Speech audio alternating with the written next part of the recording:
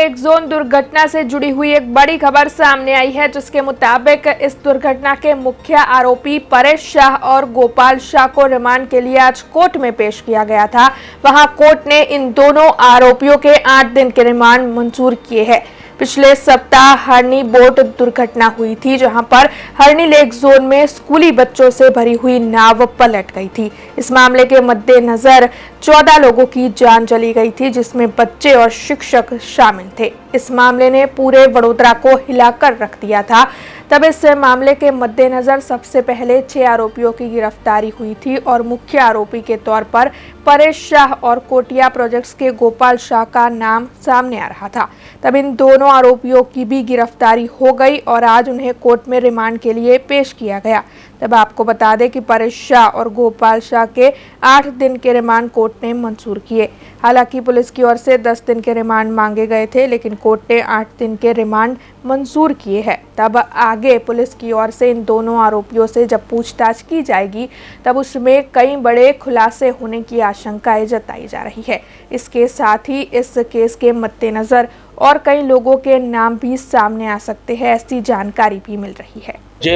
હરણી વિસ્તારની અંદર તળાવની અંદર જે દુર્ઘટના ઘટી અને એમાં 12 બાળકો અને 2 શિક્ષકોના જે અપમૃત્યુ થયા છે, એની અંદર ગુનાહિત બેદરકારીના ભાગરૂપે પોલીસ તપાસ કરતી હતી। તેની અંદર મુખ્ય આરોપીઓ તરીકે પરેશ શાહ અને ગોપાલ શાહની ધરપકડ કર્યા બાદ આજે નામદાર કોર્ટ સમક્ષ તેઓના રિમાન્ડ માટેની માંગણી સાથે પોલીસ અધિકારી હાજર રહેલા છે।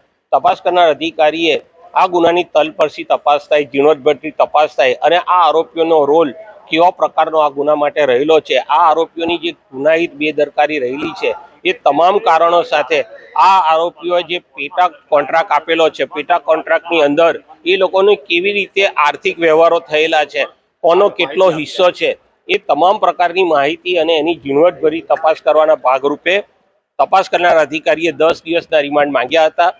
આ કામે દલીલો કરીને મારી દલીલો નામદાર કોર્ટે ગ્રાહ્ય રાખી અને 3 ફેબ્રુઆરી બપોરે 3 વાગ્યા સુધીના કુલ 8 દિવસના રિમાન્ડ આપેલા છે કોર્ટે। અને એમાં જે અગાઉ આરોપીઓ રિમાન્ડ ઉપર છે તેના પાસેથી જે માહિતી મળેલી છે, એ માહિતીનું ક્રોસ વેરિફિકેશન, ચકાસણી અને એ તમામ કડીઓ ભેગી કરવા માટે આ રિમાન્ડનો સમયનો તપાસ કરનાર અધિકારી ઉપયોગ કરશે।